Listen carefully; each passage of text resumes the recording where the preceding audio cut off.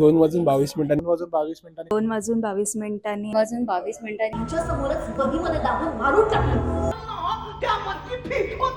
पहिला अंक तर खूप इंट्रिगिंग होता आणि एंड खूप शॉकिंग आहे. नाटकाचा शेवट आला तेव्हा मला माहिती होतं की 2:22 नाटक संपणार. तेव्हा माझ्या मनात आलं हे 2:55 का नाही संपलं, अजून थोडं का नाही राहिलं.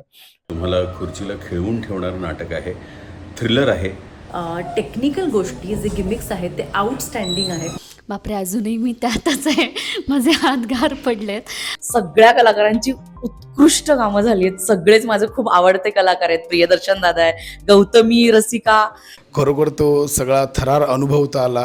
पण मराठी प्रेक्षकांना पण मी सल्यूट करतो, कारण की त्यांना नवीन आणि वेगळं बघायला आवडतं.